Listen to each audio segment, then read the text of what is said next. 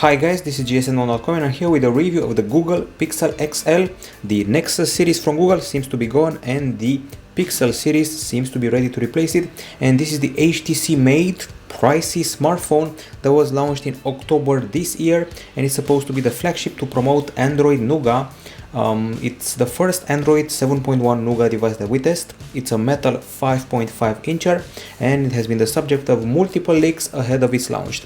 Priced at around $769 in the 32GB version, the phone comes in an interesting named color choice. We got something like quite black, very silver and really blue. Those are the color choices for the phone. Now, as far as the design is concerned, we're dealing with a massive metal phone, and this glass here seems to be added last minute, not exactly a thought out decision. It feels a bit like the HTC 10 if you look at the way it combines the roundness with the flat areas, so round and flat combined together like on the HTC 10.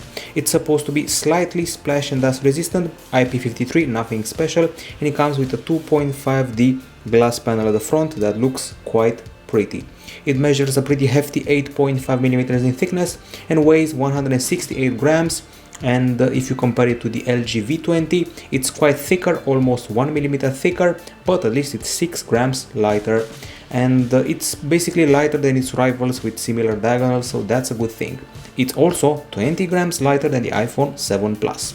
We get a solid button feedback from these buttons here, and it's a comfy phone to hold, that's for sure. While we called it metallic and massive, when it comes to the comfort, everything checks out. It's solidly built, it's a premium phone, and sadly it's not very easy to use with a single hand because it's quite long. Now, the back side, with the decision to place the glass panel here, poses some problems, like the fact it's a fingerprint magnet, also attracts grease and simply does not look pretty. Who finds this glass window pretty? Come on. So aside from that, it's well built, it's rather thick and not very inspired in this area. Now, on the display front, we get an AMOLED Quad HD 5.5-inch panel, and since we have no video player, we have to resort to photos for our video playback needs and to test the screen. And here we go. So the experience brings us hugely vivid colors, they really pop out of the screen. So if you're watching an explosion, you feel like you're burning. We get deep blacks, an excellent level of brightness, very solid contrast and wide view angles, but the screen also feels a bit reflective, as you saw before. Now, this is what the Pixel setup looks like under the microscope, pentile matrix, and the lux meter told us a very good story. 558 lux units, which is great. It's the 9th place all time from all the phones we tested, surpasses the Xiaomi Mi 5, the iPhone 7, but scores below the OnePlus 3 and Galaxy S7 Edge.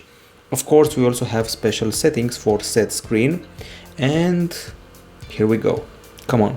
Display includes adaptive brightness level, night light, which speaks for itself. You turn it on and you receive an amber hue of the screen, protects your sleep better.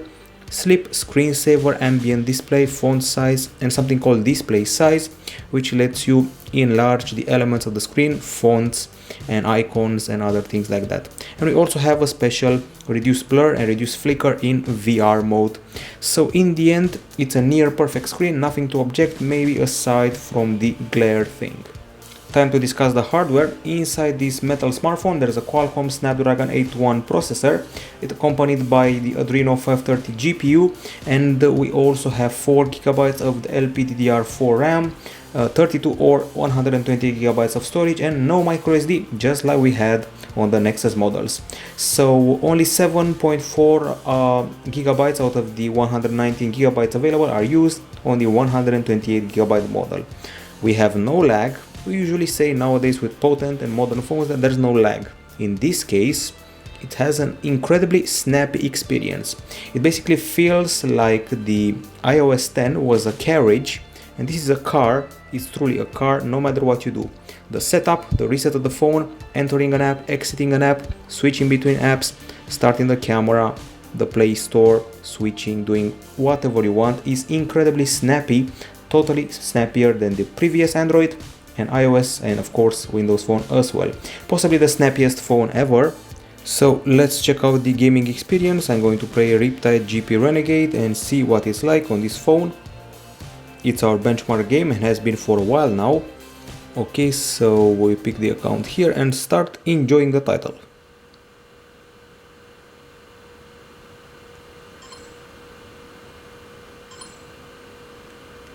Since we have a very powerful CPU and GPU, expectations are quite great. We've seen similar combo of CPU and GPU behaving excellently in games like this. I'm going to switch the hydrojet and let's have a blast. So the levels load up very fast, tilt controls respond fine, and the water looks very nice. Excellent frame rate and rendering, nice speed sensation that we're getting here, and an overall very nice vibe when it comes to the gaming. So gaming wise, everything checks out. Now let's see how the benchmarks are handled. This is a flagship Google phone, and strangely it is not properly optimized. That's my judgment, because the benchmarks are not very impressive. So for example, in good old quadrant we were only on the 16th spot below the Huawei Nova, and that's not impressive. So poor optimization of the benchmarks. And in Antutu 6 we have a pretty good score, and we're about at the same level as the Le Echo Le Max 2, and we're also 37k points below the iPhone 7. So once again, not hugely impressive, but rather just good. And in the gamers benchmark, 3D Mark iStorm Unlimited, this is the score. It's about 10,000 points below the iPhone 7, while Geekbench 4 brought us a pretty solid score. This is Geekbench 3. Let's find Geekbench 4. Here we go. This should be it. And these are the results. In Geekbench 4 we were at about 4th spot, so that's more solid, and still below the iPhone 7 at all time, even though in real life it feels snappier than the latest iPhones. It's one of the phones that makes benchmarks irrelevant simply by being very snappy. Now as far as the temperature test goes, here we achieved a value of 40.9 degrees Celsius, so a bit of overheating after playing the game you saw before, Riptide GP Renegade, so careful with that. Not huge overheating, just a bit of overheating. And 35.6 degrees Celsius after the intensive benchmark GFX bench. I wouldn't worry about it. And now we move on to the battery. Inside this phone is a pretty generous 3450 mAh unit, and we get fast charging via USB Type-C, basically 15 minutes of charging. It's about 7 hours of moderate usage apparently. Now let's see how the battery did in our very own test. Okay, so we go to the screenshots and let's try and find the battery behavior.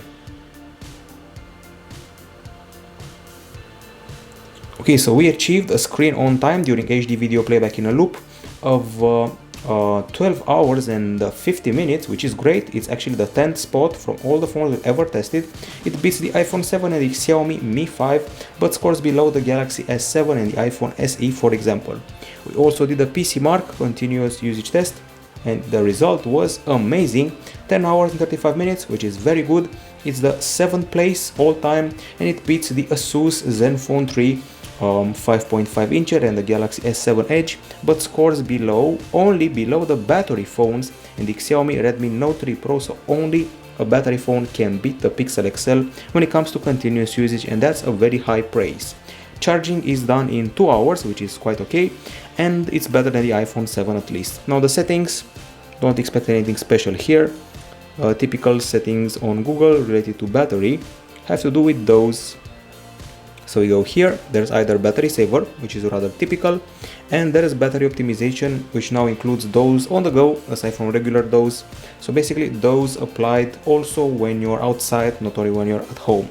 Now on the acoustics part of things, we may get 2 speakers at the bottom, or better said 2 grills, but only the left one is the actual speaker, and it's very easy to cover with your hand during gaming or video watching. Of course, we're going to have to rely on Play Music and its typical equalizer, which hasn't changed. No thanks. And we go here, settings, equalizer. The interface has changed slightly. The options are the same. We got genre settings, 5 custom channels, bass boost and surround sound. Keep in mind, we do not get bundle headphones with this phone. And now let's actually listen to some music.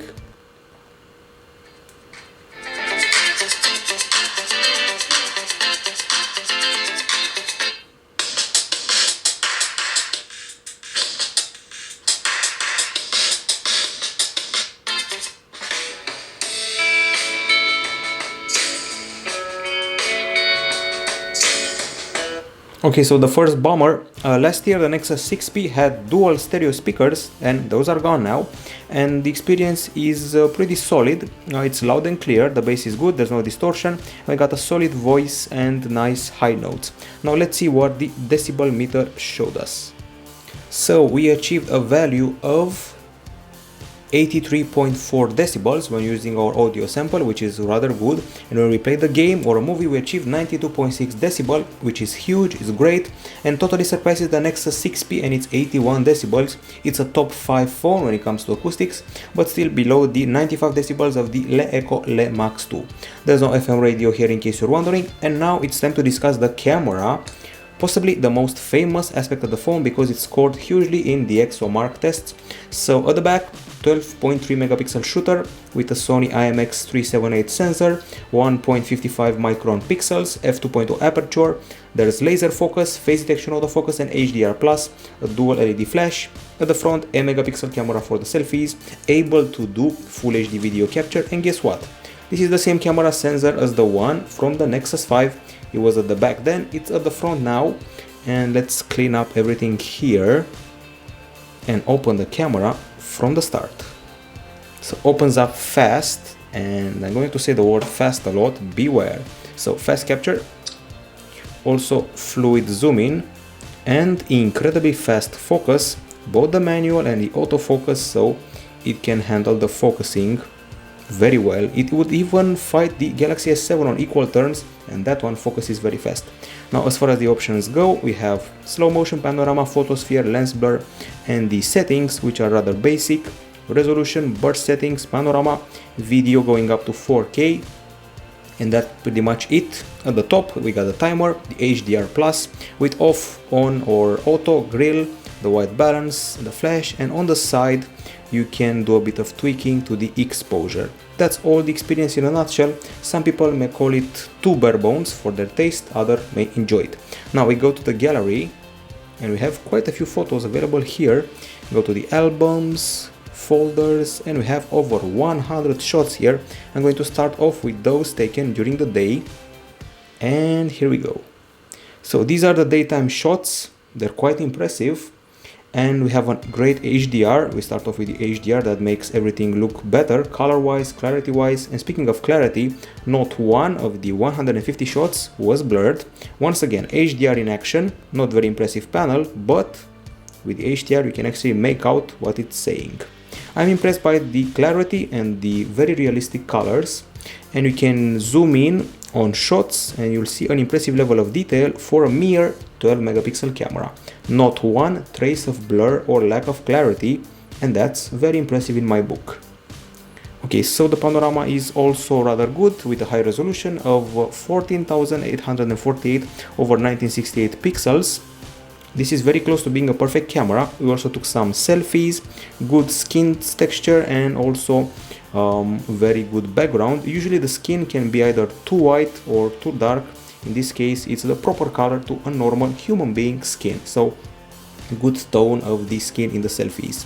Now we did a brilliant close-up of ice mixed with nature elements, so basically some leaves, and it came out totally mind-blowing. It's actually one of the best close-ups we ever did with a phone, and this really takes the cake. So a few more close-ups. We also play with the focus of the Google Pixel XL, and we're totally impressed with its ability to focus properly on the background or foreground. Once again, excellent colors for the middle of December, excellent lighting, the sky looks okay. The HDR may make some shots feel a bit bluish, but in the end I am totally impressed. These are the daytime shots, and we have some more, a bit more colorful with kids' toys. So nothing to object here. This is possibly the best camera from 2016, I really mean that. And it has very good outdoor shots and also some good indoor shots, which we have here. These are indoors, fir trees and all that, good colors and good details for indoor shots nowadays. Some Lego. So basically perfect, the best camera of 2016. It beats the HTC 10, the iPhones, Galaxy S7 and LG G5. It's not too early of a praise because we also have the nighttime shots, which are also impressive. So this is what the camera can do during the night. So here we go. It's truly amazing because most of these shots feel as if they were taken during the day. It's true that the flash may make things a bit too blue, but check out the clarity and the lighting. You simply cannot tell it's night, you'd say it's daytime, and that's crazy good. I've never seen such clarity during the nighttime. The HTC 10 and the Galaxy S7 were landmarks in this area, and they got beaten by the Google Pixel XL. Superb textures of monuments. Excellent lighting, although the images are a bit blown up here by the street lighting, that maybe it's only seen otherwise. The low light capture is simply perfect and beats the HTC 10 and Galaxy S7, and that's why it takes the cake as the best camera on a phone in 2016, at least on the photo front. So in conclusion, this camera is able to beat the previous champions like the HTC 10, the Huawei Mate 8, at least as far as the low light capture goes. It also beats the Galaxy S7, and it scored even perfect details in spite of having a lower resolution sensor than, let's say, the Sony Xperia XZ and its 23 megapixel camera. You simply cannot fault this cam. And now let's see how it also handled the video capture. Okay, so I'm going to start with the daytime capture. So this is video number 1. It's shot in Full HD, MP4 format, 30 frames per second and 22 megapixel bitrate. We have a good microphone. There was a very strong wind and it can handle it pretty solidly, I have to say. Nice clarity and pretty solid colors, well calibrated and realistic. Good focusing. And now it's time to see the zoom in. As you can see, when zooming in you do not lose details, which is an excellent thing to achieve on such a low resolution camera. We tested the famous electronic image stabilization, and guess what? It's very smooth. It's superior to what the latest iPhones are offering optically, and that's impressive, and it beats basically 80 or 90% of all the phones on the market as far as stabilization is concerned, but it is still inferior to the very smooth stabilization of the Sony Xperia XZ. Okay, now it's time to enjoy some beautiful, truly beautiful 4K video capture. So it looks stunning, everything is perfectly colored, everything is perfectly lit up, excellent exposure, white balance, clarity, smoothness, whatever you want. And the 4K video has a 41 megapixel bitrate. It feels like a National Geographic video, this one. We also pulled off some pretty impressive slow motion captures, which you can see here. Slow motion of birds looking very stunning in various frames per second. Of course, you will enjoy those once the text to review is done. Now, I have to highlight the realistic colors, the superb slow motion, and let's see some other videos, perhaps with more colorful subjects this time. So, for example, we have this extra 4K clip. Fantastic colors, and the screen also contributes to that. A change of focus is perfect, and even with the sun in front of us, there was absolutely no problem here. The light was well calibrated. Now we switched to 60 frames per second, and this is what came out. Higher frame rate. Things remain fine. No motion blur, no problem, good adjustment of the exposure, but if you zoom in, you'll see that this time details were being lost. It's clear that we're dealing with a phone that's in the top 3 this year when it comes to video capture, that's for sure, and it's very hard to beat it, no matter the features of your camera. Even optically stabilization will have a hard time beating it. The clarity is 10 out of 10, and the electronic image stabilization is also very good. This was daytime capture. Now we got nighttime capture, and it looks something like this. At first sight, there's a bit of flickering, there's some fog, there's a bit of bluish hue here, but it's only apparent in the first 10 seconds or so. Afterwards, things get really good. We got good details, good colors, and the fault disappears. For example, this clip is much better and has no problem whatsoever. Okay streetlight halos, okay object tracking, solid colors and clarity, so nothing to object here. And in spite of that, I found the videos taken with the Galaxy S7 Edge during the night to be slightly better, and also the ones filmed with the iPhone 7 Plus also at night to be better. Now if you want to see the results taken with the front camera, we also have something like that, so a bit of video blogging these days, and I'm happy with the quality of the Full HD filming of the front camera, so you can use it for vlogging, no problem. Now that we're totally content with the camera attributes, time to discuss the web browser. Obviously, since it's a phone that's almost on Nexus but not quite, we're dealing with Chrome. Chrome is pre-installed, so let's load up gsm1.com. As you can see, it's reasonably fast, not the fastest in the world. Safari and Microsoft Edge beat it in both benchmarks and real-life usage. Then we got the stock keyboard, and it also comes with swipe and pretty generously spaced keys. Now, as far as the connectivity is concerned, this phone is a single SIM one with a nano SIM. It has 4G LTE of the category 11 kind, up to 600 Mbps download speed. There's Wi-Fi A, B, G, and AC, 2x2 MIMO, Bluetooth 4.2, NFC, GPS, and GLONASS. There's an USB Type-C port right here. And we got active noise cancelling, from what I understood, with 3 microphones on board. There's also voice over LTE, and I have to mention that this time Google has a special system that scans the calls and warns you about potential spam calls, so that's nice. Now speaking of calls, the actual experience of calling involved a loud volume, a pretty clear sound, good signal, and perfect noise cancelling. After all, we do have 3 microphones. Now it's time to discuss the speed test, so let's check out that area. Okay, so as usual we did a speed test, and these are the results we achieved.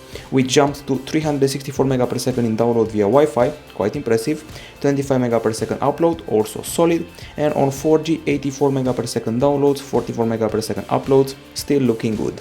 Now it's time to cover the software. This is a Pixel phone, so it has the cleanest Nougat experience available. It's actually Android 7.1.1 right now, and this phone is supposed to get clean and fast updates 2 years from now, and security patches for up to 3 years.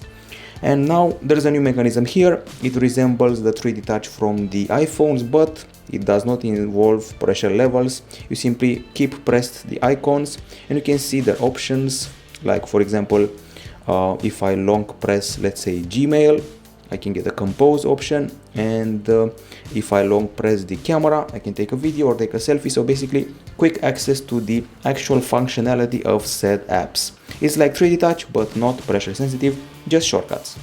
Okay, so we also have one cool feature here, another one. So go to Wallpapers, and you can pick something called Live Earth, which shows you stuff from Google Earth. So you can pick your world, solar system, Pantheon, Horizon, and let's pick this one.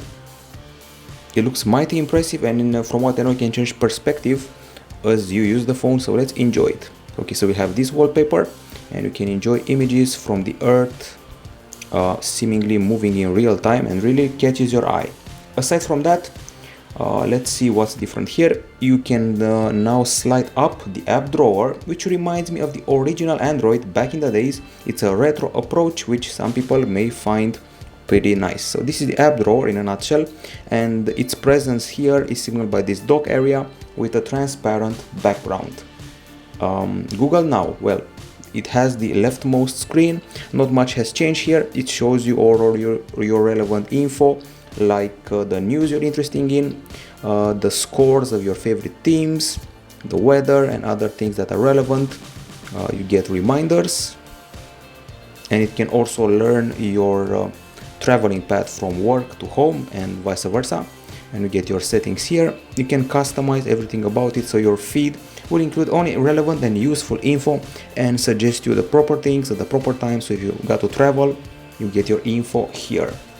Okay, now other than that, we got the G button here, which basically replaces the search bar. There's no more search bar, it's just this G, which searches for stuff you're going to need. And next to it, there's the let's say weather widget, which is permanent. You cannot get rid of it, from what I understood. Multitasking is done via carousel as usual, but there's a new thingy here. So if you're inside an app and you keep it pressed, we got split screen multitasking, so you can use one of the apps and then select the other one to do the multitasking. Let's say maybe Chrome. Okay, and you can resize each window and keep using photos and the browser at the same time with no problem whatsoever. There's also another interesting thing here. It's called quick switch between the applications. It's basically like the Alt tab on Windows. It's the app switcher. So if I'm inside the Chrome, for example, and then I go to the camera, if I double tap this button, it can quickly alternate between the two applications like Alt tab in Windows, so that's cool. Now the drop down area has also changed. As you can see, we got the toggles at the top, very minimalistic. The notifications get more space now, they're more clean and more aired out. You can do quick replies to emails and chats straight from this window, and of course you can expand the quick settings area, but everything is cleaner and better organized right now. An important thing to remember here, the OS updates will now happen in the background, so there's no more waiting problems and things like that. Now let's have a quick look at the widgets. These are the widgets, not much has changed here. One thing to notice though, the icons this time around are all rounded up and more minimalistic and simpler looking. Okay, so it's time to discuss about one of the biggest upgrades here, Google Assistant. Okay, so Google Assistant is triggered like this. It's basically a more evolved version of Google Now, smarter, always learning, and let's see what it can do. What can you do? Okay, so it can play games, it can send a message that you can dictate, tell you sports scores, do reminders, fun, navigation, calls, holidays, weather, answers, and a ton more stuff. It's able to learn. Let's see this one. Let's get to know each other. Ask me about you, tell me about you. If I know what you like, I can help you even more. Of course, the voice has remained rather robotic compared to its rivals. And an interesting aspect here, if you want to know how long it will take you to reach, well, a certain town, you can do that. How long will it take me to reach Budapest? Here's a result from search. Okay, now let's try a closer town. How long will it take me to reach Brașov? This came back from Quora. Let's try again. How long will it take me to reach Brașov? Here's a matching Quora result. And let's try another town from Romania, close by. How long will it take for me to reach... Nope. Here's a summary from Mars 1. How long will it take to reach Constanța? Here's what I found on the web. Okay, so we got a travel guide. It's interesting to notice that before I did all those tests, I actually asked it the same thing, and it showed me a detailed guideline on how to do that with the map, the times and everything. Doesn't seem to be that constant. Anyway, it can set reminders, and let's try this one. Show me photos of cats. This is what I found in your Google Photos. Okay, so it looked up my very own account and my backups in Google Photos and found pictures of my cat instead of looking up on the web, and that's something to remember. The same goes for pictures of you. If you say show me pictures of me, it shows you pictures of yourself, which is rather nice. Anyway, it's got better understanding than Siri. You saw it before fumbling up my accent and words. Well, Siri is actually worse than that, and of course it allows you to play music, send a text. So play music. Okay. And that's only one of the things you can do. Still, the answers feel a bit robotic. It takes a while to do it, but in the end it understood me better than Siri, so that's an upgrade. Now we go to the settings, nothing fancy here.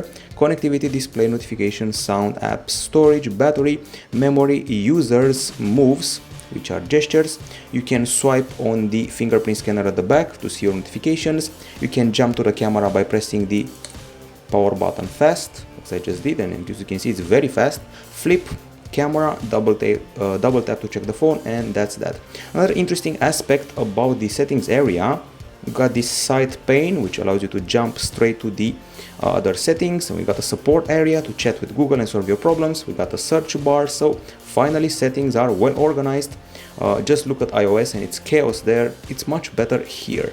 Okay, location, security, accounts and all that You can use multiple accounts. I actually am doing that right now. I'm using 2 accounts and switching between them. And as far as the fingerprint scanner goes, I guess we're going to have to put it to the test. So we go to security, pixel imprint, next, pin, and it's time to perform the setup, which takes about 7 steps, pretty fast. I've seen such processes taking 20 steps on some phone, 15 on others, and it's done. Now let's see just how fast we can unlock the phone. So the first time it may require us the pin, but the second time around it will all be based on the press of a finger. Now let's try it at 90 degrees and 180 degrees. As you can see, it's very fast, very accurate, and generally it behaves nicely, so no problem here whatsoever. Quite fast and quite accurate. Now on the application front, I have only good news. No trace of bloatware. Only 20 apps pre-installed, and that's excellent, that's fantastic. At the top you can see a row of the recently used application, which is nice to have, and also the ones used more frequently. And now as far as those 20 apps are concerned, obviously they're all Google material. We got Allo here, and using Allo you can also chat with Google Assistant. As you can see, it's telling me stuff here and it's showing me 3 hearts, and if you want to say something like hey, you can say it bigger or smaller. So that's only one of the features. You can also have stickers available, you can download stuff, and you can have Google Assistant help you while you're chatting with friends and do a reservation at a restaurant, movie, and things like that. Now back to those apps. We have Chrome, Clock, Contacts, there's Drive, there's the Duo, which I downloaded, it's not pre-installed on the device, Gmail, Google Maps, Messenger, which is irrelevant right now because we have Allo, Phone, Photos, Play Games, Play Music, and Play Store, and of course YouTube and Settings. So that's rather it. And it's good to remember that Allo also offers group conversations, and once again it can include the smarter Google Assistant in your chats. So here we are, we're at the end of the review, and it's time to perform the verdict of the phone. So this is the Google Pixel XL, quite a pricey phone, and on the Pro side we have the very bright screen, the basically perfect camera, both the back and the front one, the incredible fluidity of the OS, the great battery life, the very solid stabilization when taking videos, also the excellent selfies, the loud speaker at the bottom, and the crazy fast Android Nougat, which really made a fine impression on us and was above expectations, even though expectations were rather high. On the con side, it remains a pretty pricey phone, keep that in mind. It's rather massive for current standards. The back glass window is not for everyone, some people may dislike it. It gets a bit hot, as you saw in the temperature test, and I have to say that the low light videos were a bit underwhelming. And finally, the speaker is pretty easy to cover on account of its placement. So these are not major deal breakers. This remains the best Android phone in 2 areas, camera and performance, and if you want those 2 things, the Pixel XL is the way to go. Then there's the battery, which is able to achieve a battery phone performance even though it's not a battery phone, so remember that. Good audio, good selfies, and the guarantee of proper updates for 2 or 3 years is excellent here. I would even go as far as to call it superior to the iPhone 7 Plus by 10 to 15% in performance and camera. In camera maybe even more, so that's pretty impressive. I would choose this phone over the iPhone 7 Plus any day, and that's one thing to remember, especially because they have similar prices if you're going for the higher storage version. This is gsn.com, and this has been the review and presentation of the Google Pixel XL. Bye bye.